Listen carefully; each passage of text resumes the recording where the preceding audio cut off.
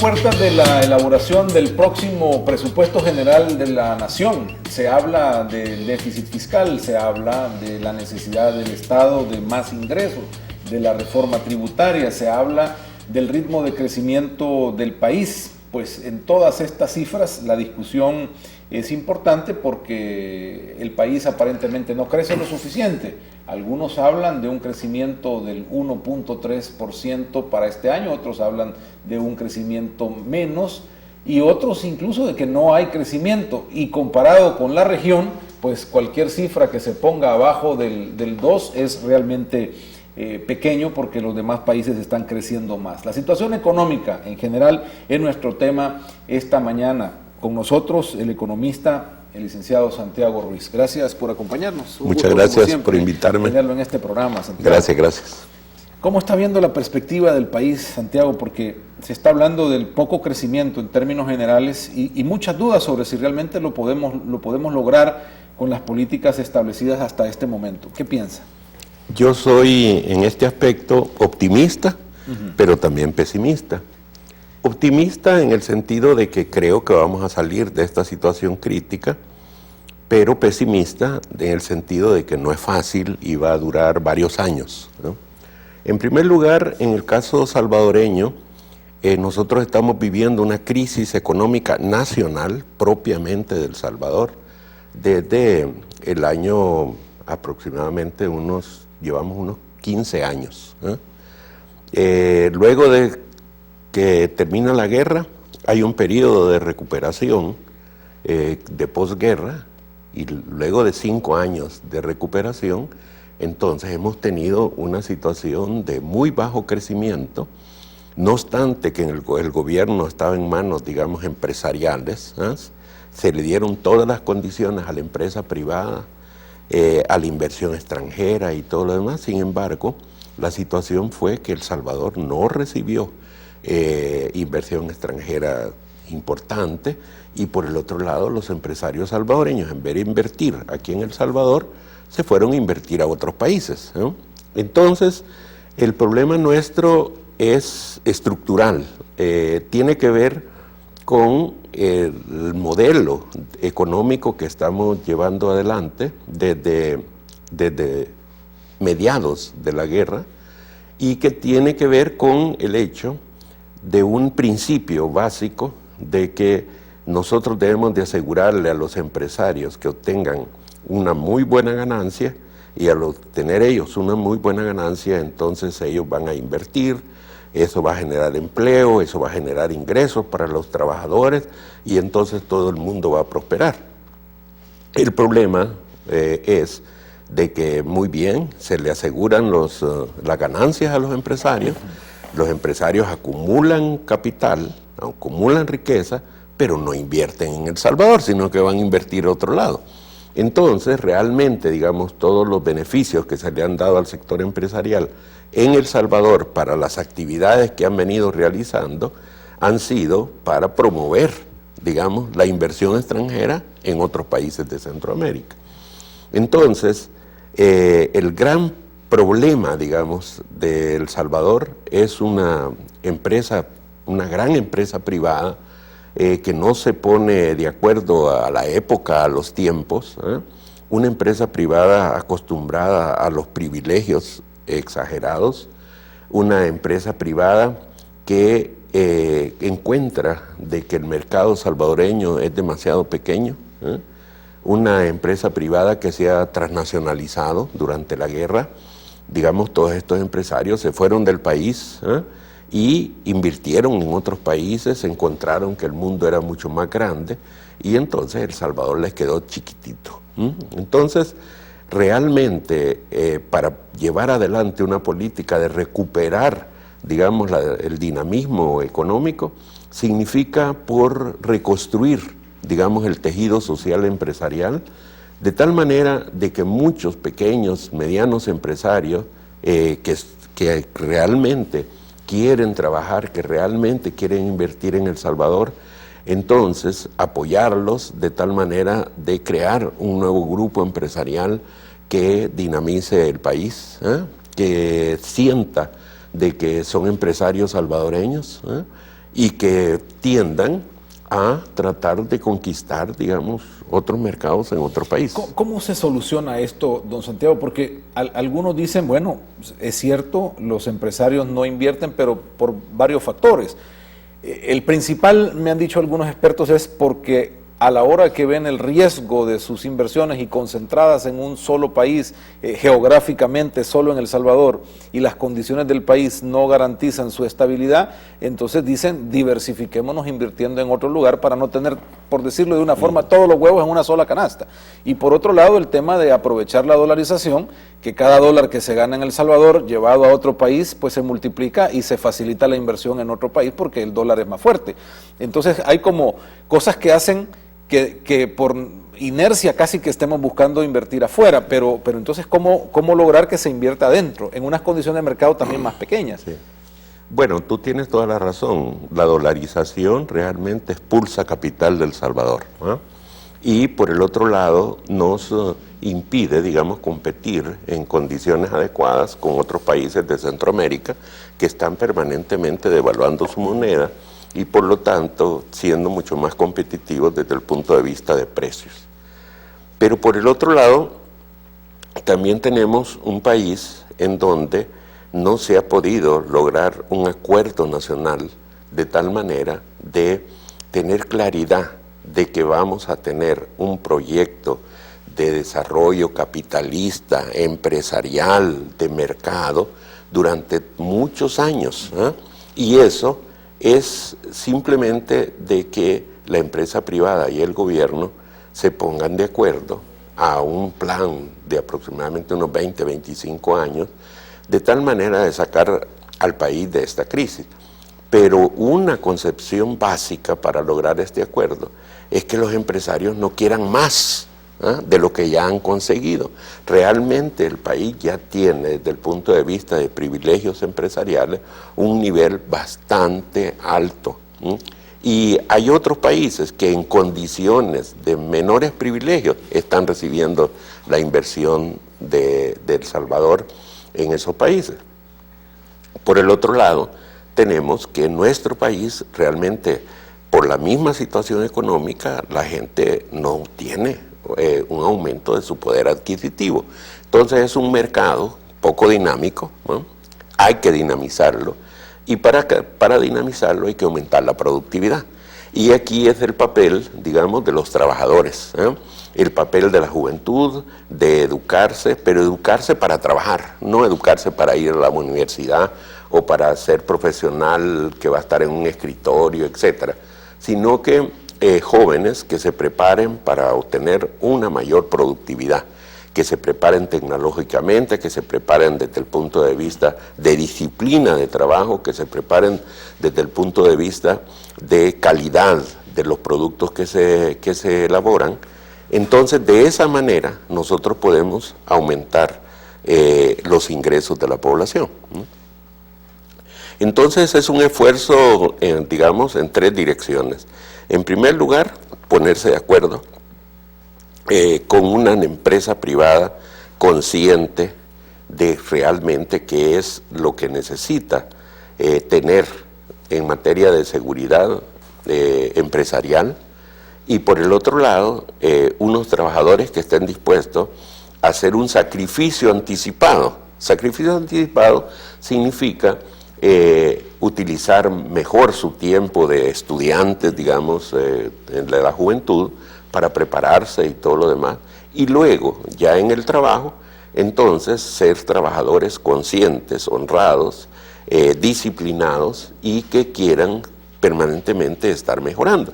Y desde el punto de vista del lado empresarial, digamos, aprovechar este aumento de productividad, tanto para mejorar la tecnología, la inversión en las empresas, pero también para mejorar las condiciones de los trabajadores. Este diálogo que usted plantea es también el diálogo que dice la empresa privada, pues es necesario, algo más integral, más allá de solo cubrir las necesidades que el gobierno muestra en su gasto corriente o su necesidad de inversión. Pero estar de acuerdo en que entonces en El Salvador vamos a ir hacia una economía capitalista de mercado empresarial. Eso es algo que también ve en la política del gobierno, o sea, ¿el gobierno del FMLN quiere eso? ¿O es que estamos chocando en la forma en que vemos la economía?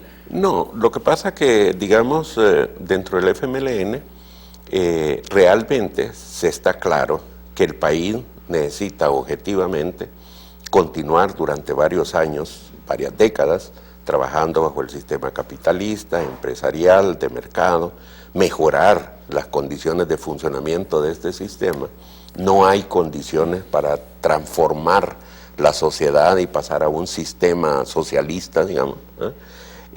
Pero por el otro lado, también existe desde el punto de vista ideológico un discurso que muchas veces hace de que los empresarios se confundan desde el punto de vista de expresar, digamos, los ideales a largo plazo o para el futuro de las próximas décadas o siglos, de querer transformar la realidad económica, social y política de este país, del cual yo comparto. Pero también uno debe de ser consciente de que existen condiciones objetivas, reales, que hacen. En primer lugar, no se tiene la correlación política suficiente. En segundo lugar, desde el punto de vista, digamos, de la estructura laboral del país, no existe esa estructura laboral adecuada, hay que construirla. Por el otro lado, necesitamos reconstruir, digamos, toda la matriz empresarial que se necesita para trabajar bajo este y otro sistema. Esta matriz empresarial que existe en El Salvador es muy precaria, en el sentido de que es un tipo de empresario con muchas limitantes desde el punto de vista del pequeño y de la mediana empresa, pero que cuando se consigue, digamos, beneficios para la empresa privada, realmente no se canaliza esto hacia el pequeño y mediano empresario, sino que se concentra, como siempre, si no se hace mayor esfuerzo, se va a concentrar en la gran empresa, los cuales tienen un control, digamos, de la economía nacional, desde el punto de vista del comercio, desde el punto de vista de la banca, de los servicios, incluso en agricultura, y entonces esta falta de competencia en el mercado, el hecho de apoderarse, de apropiarse del mercado, entonces también pone limitaciones para el desarrollo de nuevos empresarios, y incluso desplaza a muchos nuevos empresarios. Yo creo que la política económica que está llevando el actual gobierno y que se comenzó en el gobierno anterior es positiva, en el sentido de crear ese nuevo grupo empresarial, de promoverlo a través de apoyo a la pequeña y mediana empresa. El trabajo que está haciendo, por ejemplo, con AMIPE me parece interesantísimo. No va a dar resultados inmediatos, pero ya se comienza a observar de que se puede tener éxito.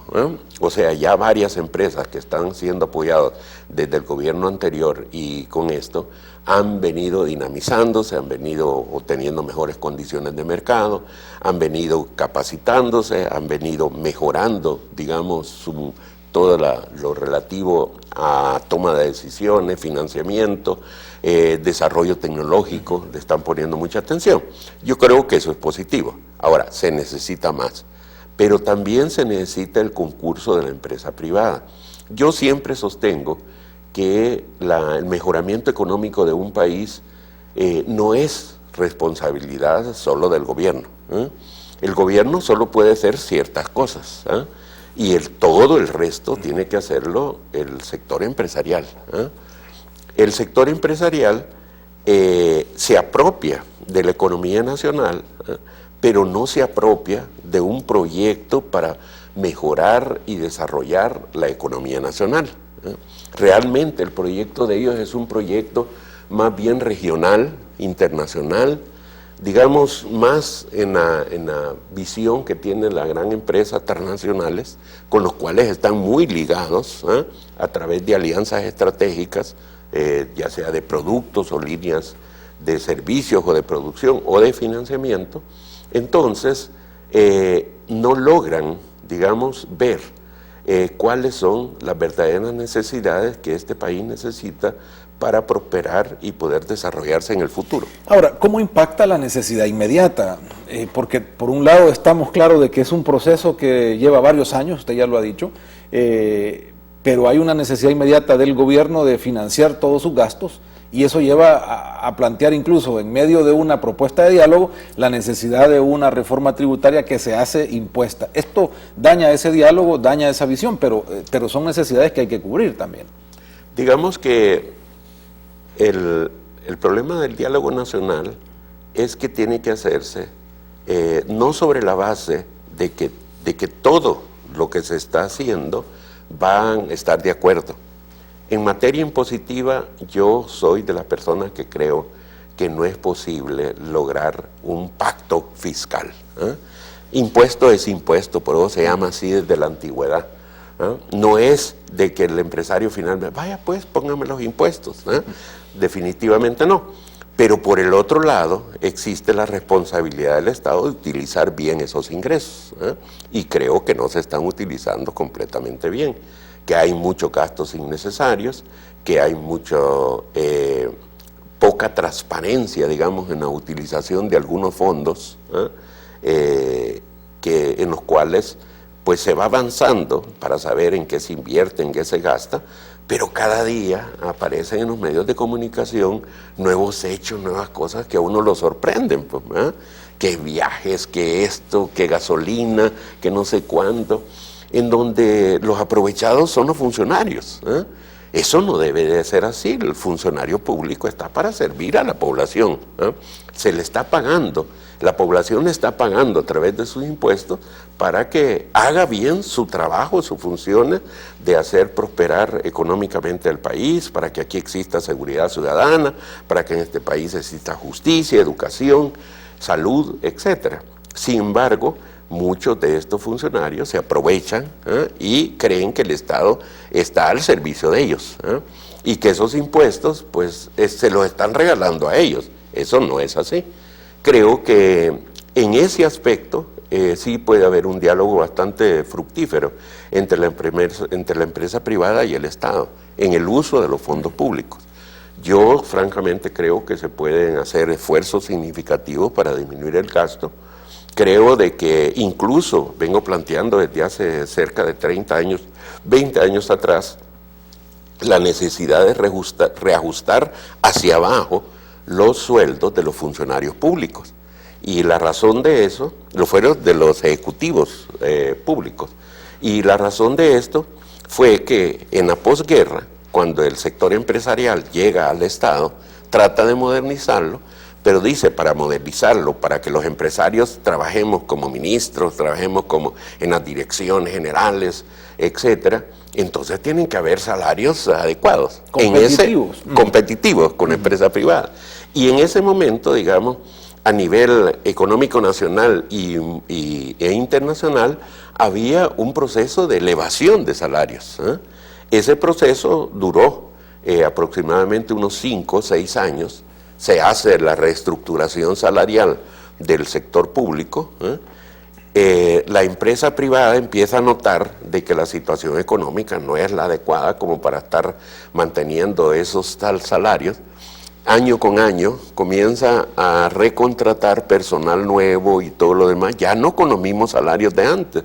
O sea, la empresa privada ha hecho un proceso de reingeniería desde el punto de vista salarial hacia abajo, desde el punto de vista ejecutivo empresarial, mientras que el Estado, por supuesto, se queda con los mismos salarios de esa estructura salarial que se hizo en esas condiciones favorables, que fue en la época de prosperidad del país, digamos, los años de posguerra, y no solo eso, sino que continúa ajustando, digamos, esos salarios, por supuesto, de acuerdo a las condiciones de precios, de la canasta básica, etcétera, pero hace de que el sector público esté trabajando con una estructura salarial que no corresponde a nuestro grado de desarrollo, que no corresponde a la productividad que tiene el empleado público. Y yo se lo digo porque yo soy empleado público.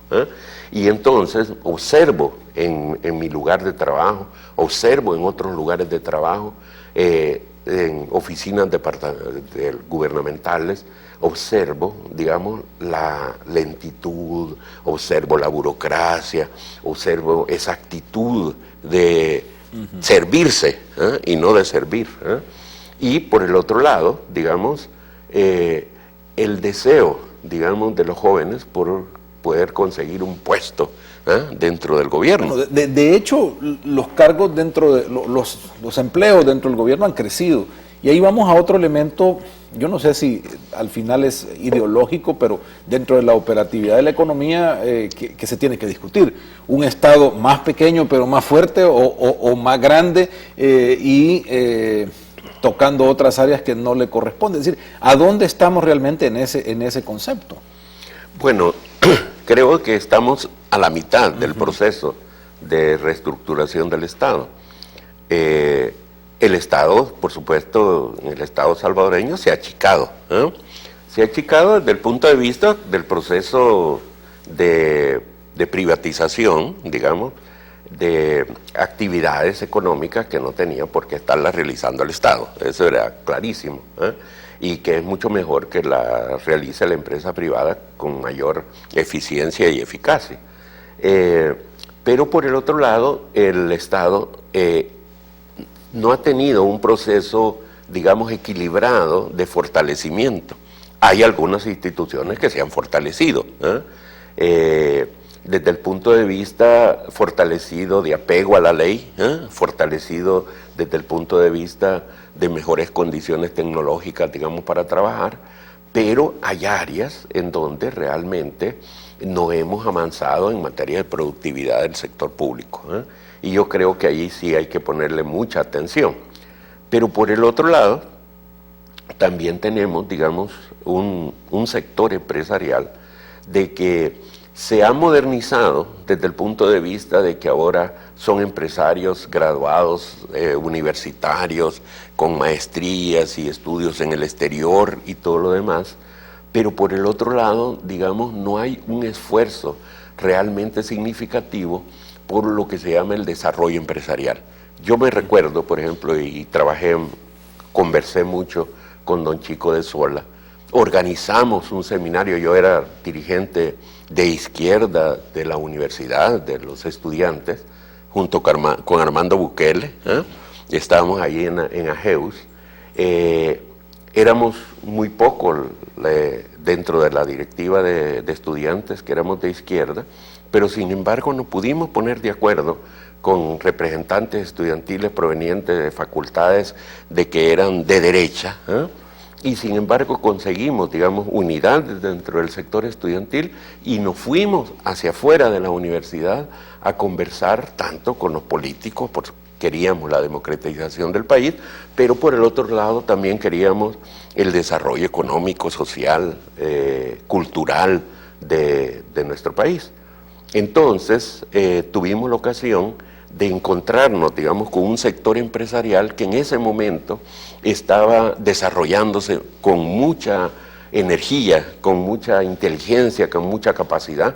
Fueron las épocas en donde se crea el INCAE en Centroamérica, o sea, se trae la Universidad de Harvard para generar nuevos sectores empresariales y todo lo demás en Centroamérica. En nuestros países se hacen esfuerzos significativos. Explicaba que con don Chico de Sola organizamos un seminario de promoción de exportaciones no tradicionales en 1962-63. Por supuesto, el seminario fracasó porque, digamos, un sector de jóvenes empresarios muy retrógrados, lo cual era raro, pues, Don Chico ya era un hombre maduro y todo lo demás, y dentro de su misma familia, jóvenes que supuestamente debían de ser mucho más progresistas que sus padres, sin embargo resultaba que era una generación que se estaba perdiendo, y realmente fue una generación perdida, que perdió ese impulso de modernización empresarial que se generó a principios de los décadas. Vamos a hacer una pausa, Santiago, y volvamos sobre el tema de, bueno, ¿cómo entonces con estos escenarios y estos conceptos realmente la economía salvadoreña puede alcanzar lo que necesita? Porque a pesar de todas las situaciones que dialoguemos, la realidad es que necesita el crecimiento económico la misma población y la productividad nacional. ¿Cómo lograrla? Enseguida volvemos.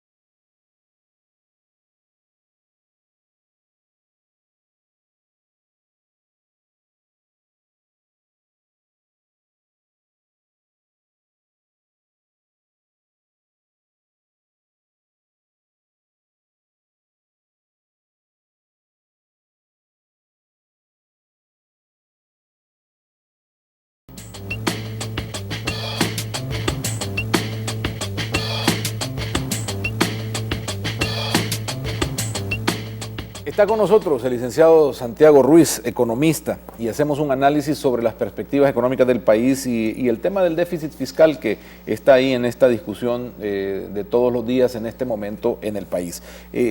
Don Santiago, entonces, analizando estas perspectivas, tenemos que crecer, es decir, para el país no hay otra opción. Incluso vemos que poniendo más reformas, y si estas reformas se cumplieran, incluso si cobramos a todos los que deben impuestos, no es capaz todas esas cifras de superar los déficits y prácticamente estamos en un mismo círculo en el que vamos a ser deficitarios para el Estado e incapaces de crecer lo que realmente necesita crecer el país. Algunos dicen, es posible ese nivel de gastos con un crecimiento del 4%, algo que por ahora no está en la posibilidad. Entonces, ¿hacia dónde podemos ir? Sí, efectivamente, digamos, el problema fiscal del país, el problema de los recursos del Estado, tiene mucho que ver con el crecimiento económico de toda la economía, el crecimiento de la economía. Especialmente, digamos, por ciertos impuestos, por ejemplo, el IVA, ¿no? Si no mejora la actividad económica, entonces el IVA no aumenta. Y ha venido abajo. Ha venido bajando, sí. Y así otros impuestos a las importaciones, digamos, o de actividades suntuarias, etcétera, también, digamos, son muy poco productivos en la medida de que la economía nacional tiene un estancamiento como el que observamos hasta ahora. Yo creo que fundamentalmente lo necesario para impulsar el desarrollo económico del país es saber canalizar las inversiones.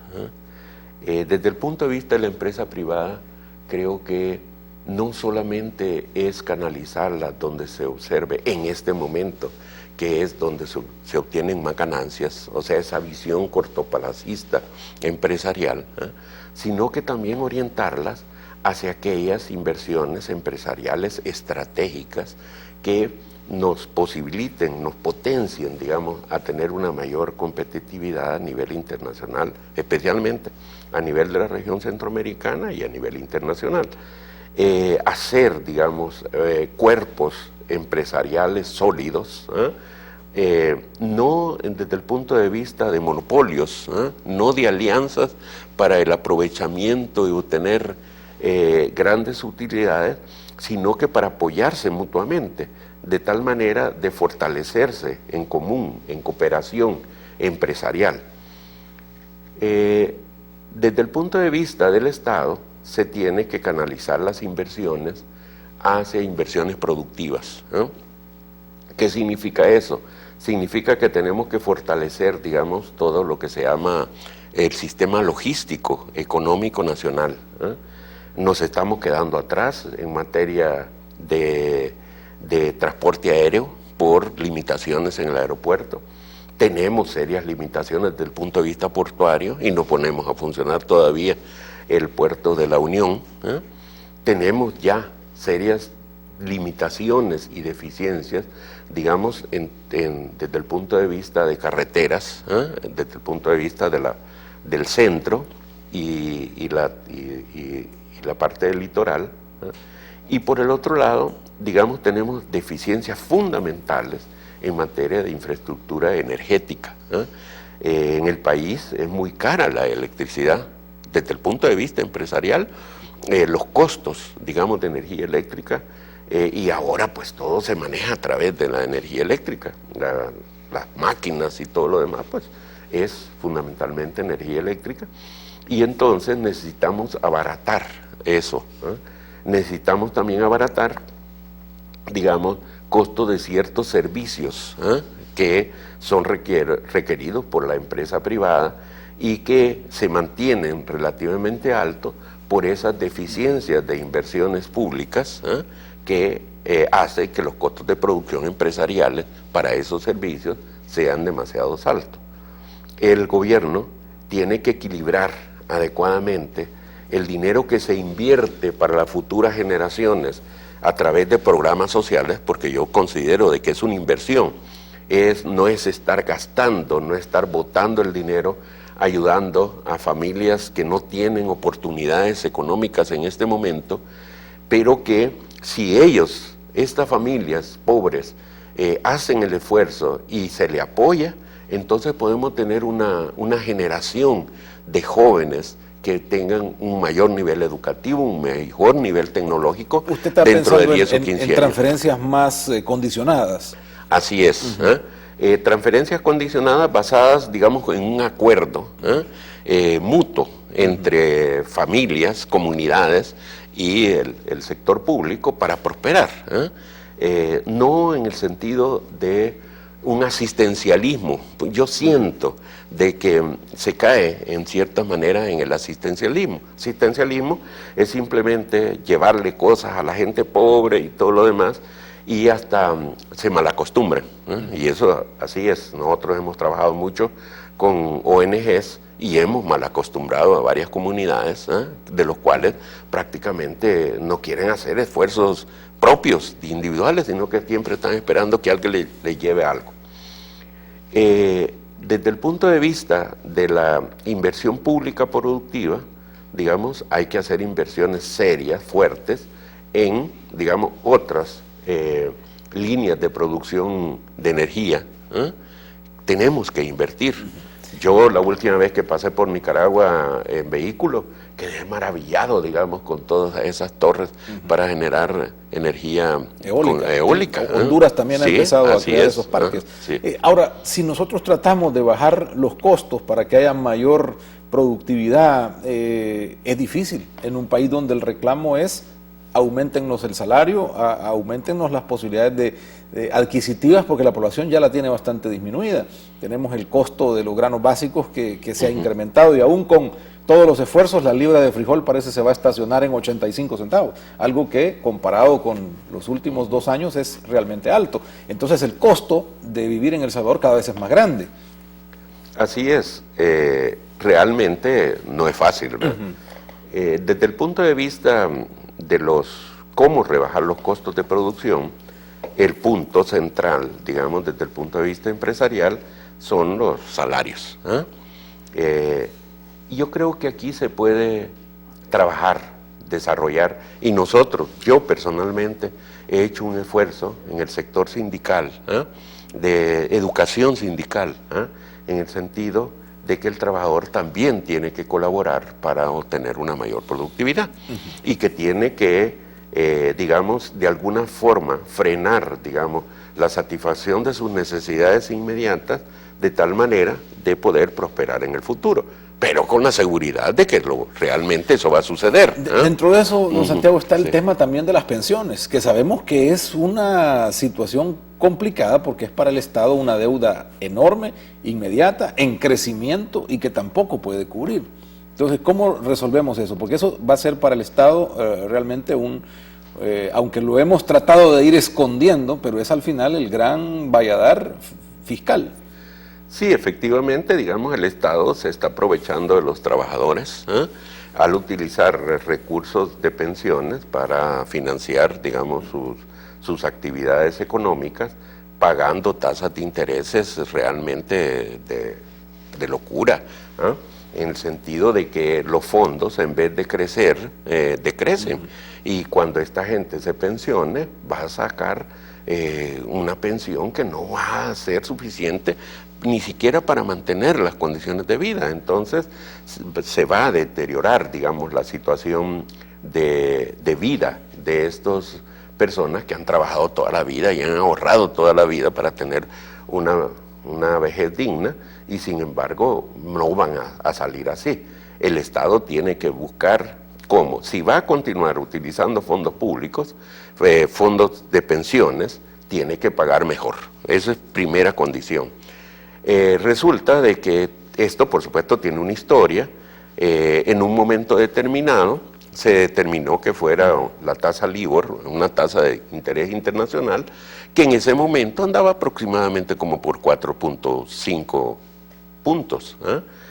Sin embargo, ahora la tasa LIBOR anda por menos del 2%. Y entonces se puso de que eso es lo que va a pagar el Estado por los fondos públicos. Se aumentó la posibilidad de extraer más fondos. Así es, y se aumentó, digamos, la capacidad de que el Estado jalara más fondos a través de bonos que se le venden a las empresas administradoras de pensiones, y se paga una tasa de interés muy baja.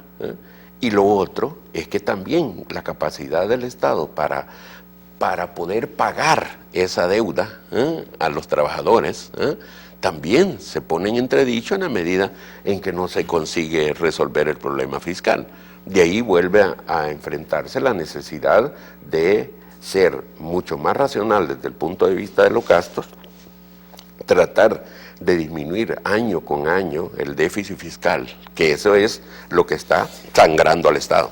La pregunta es si después de todo esto va a ser inevitable aumentar el IVA, Santiago. Yo creo que debemos de soportar todo lo que podamos, tratando de evitar de que aumente el IVA. Un aumento del IVA sí sería, digamos, un golpe de muerte para la economía nacional.